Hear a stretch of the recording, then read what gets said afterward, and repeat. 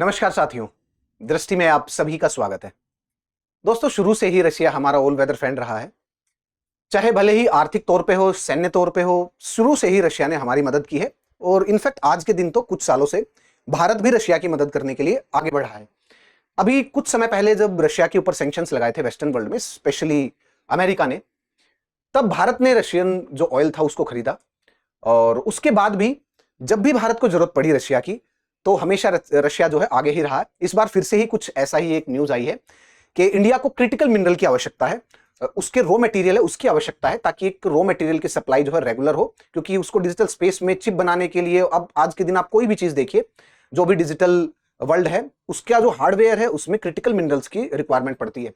So India के पास जो raw material है उसकी सप्लाई वैसे तो अलग अलग देशों से आ रही है थोड़ी थोड़ी, जिसमें चाइना की भी भूमिका है, लेकिन इंडिया को एक स्टेबलाइज्ड पार्टनर की जरूरत है जहां से ये क्रिटिकल मिनरल जो भी इंडिया के पास नहीं है वो क्रिटिकल मिनरल की सप्लाई आराम से हो सके। इसीलिए रशिया के साथ अभी भारत की कंपनी ने उनकी जो कंपनी है उनके साथ नेगोशिएशन शुरू की है कि हमारे पास जो क्रिटिकल मिनरल नहीं है वो उसको आप सप्लाई करेंगे।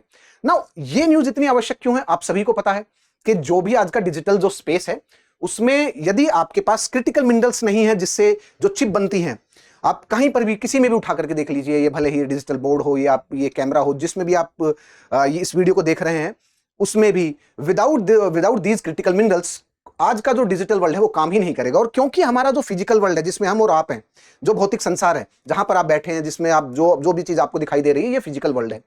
इस फिजिकल वर्ल्ड को हमने डिजिटल वर्ल्ड के साथ इंटीग्रेट किया हुआ है। देखिए, समझने का प्रयास कीजिए। आज के दिन आपके पास दो संसार है जिसमें हम अपना जीवन यापन करते हैं, एक है भौतिक संसार फिजिकल वर्ल्ड, एक है डिजिटल वर्ल्ड, और ये दोनों वर्ल्ड अब इंटीग्रेट हो चुके हैं, फिजिकल और डिजिटल वर्ल्ड।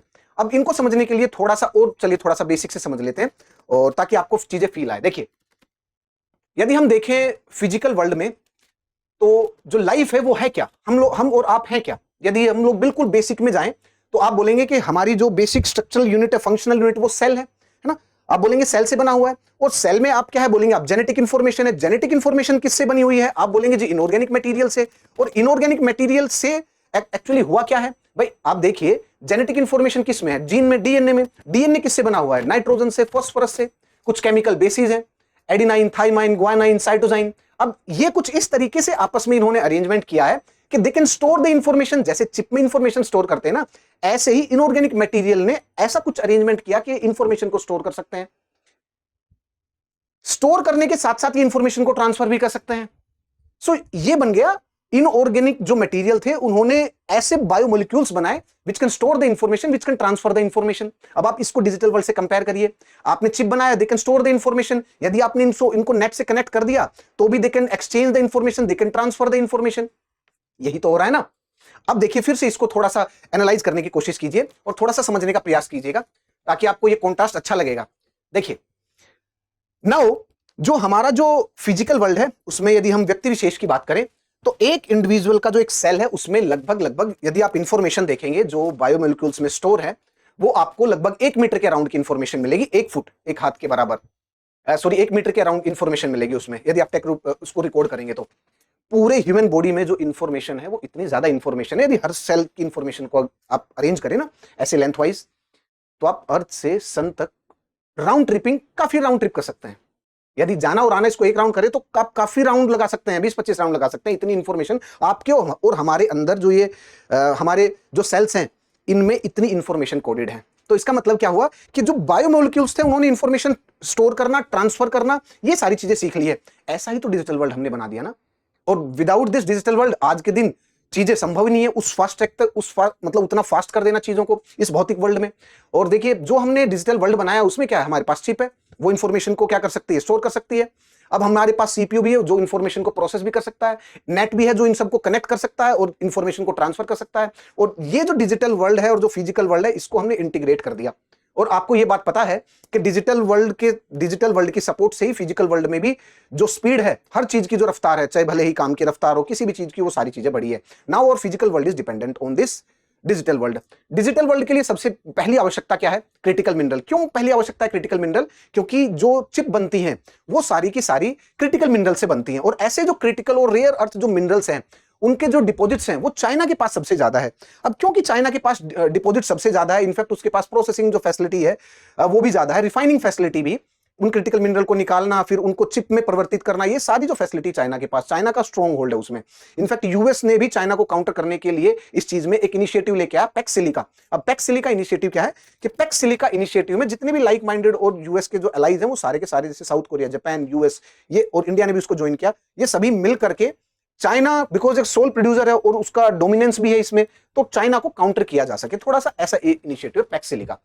अब देखिए, जिस भी कंट्री के पास आज के दिन यदि क्रिटिकल मिनरल की सप्लाई कम है या क्रिटिकल मिनरल की शॉर्टेज है, तो वो कंट्री इंश्योर करना चाहेगा किसी भी तरीके से कि क्रिटिकल मिनरल भविष्य में उसकी सप्लाई जो है सस्टेनेबल रहे, उसकी सप्लाई रेगुलर रहे। यदि वो सप्लाई नहीं होगी तो डिजिटल वर्ल्ड हिट होगा, और डिजिटल वर्ल्ड हिट होगा तो हमारा फिजिकल वर्ल्ड भी हिट होगा आज के दिन। अब इसको इंश्योर करने के लिए जितने भी कंट्री हैं वो आपस में कोई ना कोई अलायंस कर रहा है, कहीं ना कहीं क्रिटिकल मिनरल को प्राप्त करने की जो होड़ है वो भी लगी हुई है हर किसी कंट्री में। आप किसी भी कंट्री को उठा कर देख लीजिए, so is the case with the India, Bharat के साथ भी ऐसा ही केस है। तो इसी संदर्भ में इंडिया ने रशिया की एक जो कंपनी है उसके साथ नेगोशिएशन किया कि ये जो क्रिटिकल मिनरल है आप हमें सैंपल पहले भेजिए, फिर यहां पर आएंगे, हम उन लोग उसको एनालाइज करेंगे, जो भी हमारी रिक्वायरमेंट होगी फिर उसके अकॉर्डिंग हम आपको ऑर्डर देंगे। सो ये न्यूज क्यों थोड़ी सी ज्यादा क्रिटिकल है और क्यों ज्यादा इंपॉर्टेंट है जानने के लिए, specially for the civil service exam, भले स्टेट पीसीएस हो भले यूपीएससी हो, क्योंकि ऐसे क्वेश्चन आते हैं और यदि इन क्वेश्चन को आप नहीं कर पाएंगे वो उसका एक यही कारण होगा कि आप इन चीजों को फील नहीं कर पा रहे, महसूस नहीं कर पा रहे, the importance of the rare earth, तभी इन क्वेश्चन के भाव को आप मिस कर जाएंगे। देखिए, now the news is India Siberian quest. अब ये साइबेरिया जो रशिया है उसमें एक रीजन है, उसका नाम है साइबेरिया, उसमें क्रिटिकल मिनरल की जो प्रेजेंस है वो ज्यादा है, और वहां पर रशिया भी इनफैक्ट ये कोशिश कर रहा है कि वो रशिया की जो स्टेट ओन्ड जो कंपनी है जो रशियन जो सरकार जिसपे कंट्रोल करती है वो वहां से एक्सट्रैक्ट करती हैं, और वो क्रिटिकल मिनरल को किसी को बेचना हो या फिर रशिया उनको यूज करे, उनके लिए वो जो स्टेट ओन्ड कंपनियां हैं वो साइबेरिया में वो कार्यरत है। अब इंडिया ने भी यहां पर साइबेरिया में ही अपना ध्यान रखा और साइबेरिया में जितने भी क्रिटिकल मिनरल्स हैं रशिया के साथ समझौता किया कि आप अगर यदि हमें रिक्वायरमेंट पड़े तो आप हमें सप्लाई कर दीजिएगा।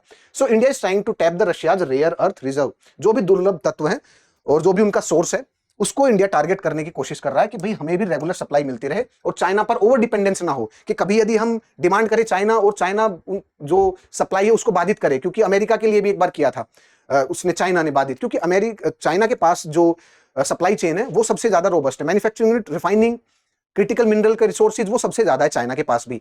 तो एक बार यूएस के जब सैंक्शन और ये चल रहा था तो क्रिटिकल मिनरल्स की जो सप्लाई है चाइना ने यूएस के लिए रोक दिया था। तो इंडिया नहीं चाहता कि ऐसा इंडिया के साथ भी हो, इसीलिए सेल्फ डिपेंडेंसी और सेल्फ रिलायंस के खुद के ऊपर ही निर्भर करते हैं। लेट्स मेक श्योर कि हमारे जो क्रिटिकल मिनरल है हमारे डिजिटल वर्ल्ड, हमारी डिजिटल स्पेस के लिए हम अपने घर में ही बनाएं, कैसे भी करके उसको सिक्योर करने के लिए, अपनी सप्लाई लाइन को सिक्योर करने के लिए। सो इंडिया का जो मेन और मुख्य चैलेंज क्या है, द सिक्योरिटी, क्रिटिकल मिनरल की सप्लाई सिक्योरिटी, बिकॉज वैश्विक दुर्लभ तत्वों पर जो भी सप्लाई है उसमें चीन का ही दबदबा है, ये हम लोग डिस्कस कर चुके। अब इसको काउंटर करने के लिए मेन पॉइंट क्या है, इंडिया की स्ट्रेटजी क्या है, इंडिया ने एक state own company the state minor IREL इसको ये काम दिया कि आप देखिए ग्लोबली जहां भी आपको लगता है क्रिटिकल मिनरल ज्यादा है, जहां पे क्रिटिकल मिनरल की सप्लाई इंश्योर हो सकती है, आप जाइए वहां पर समझौता करिए और उनको लेकर के आइए। सो ये जो सरकारी खनन कंपनी IREL, इसने जितने भी विकल्प हैं जहां पर भी क्रिटिकल मिनरल मिल सकता है, ऑप्शंस हैं, वहां पर एक्सप्लोर करने की, वहां पर समझौता करने के सारे जो काम है वो इस कंपनी के द्वारा इंडिया अपने करने की कोशिश कर रहा है। देखिएगा, उसके बाद साइबेरिया का रीजन ही क्यों, क्योंकि साइबेरिया का जो रीजन है रशिया का, इसमें बहुत सारे क्रिटिकल मिनरल है और सबसे बड़ी बात अनएक्सप्लोर्ड है, मतलब अबंडेंस में भी है। अभी जो साइबेरिया में है वहां पर जितनी और है उसमें सप्लाई, उसमें जो माइनिंग है वो जस्ट अभी इनिशियल स्टेज में है, वहां पर जस्ट अभी शुरू किया गया है। इनफैक्ट बहुत सारे एरिया ऐसा है साइबेरिया में जहां पर जो क्रिटिकल मिनरल्स हैं उसकी सैंपलिंग के लिए वहां से सैंपल्स निकालें ताकि हम टेस्ट कर सके कि यहां पर कौन से क्रिटिकल मिनरल है, उसके बाद उसकी स्वीकृति मिलेगी और फिर जाके माइनिंग होगा, और माइनिंग होने के बाद वो इंडस्ट्री में आकर रिफाइन होंगे, फिर जाकर के वो, ये बहुत सारी लंबी चेन है।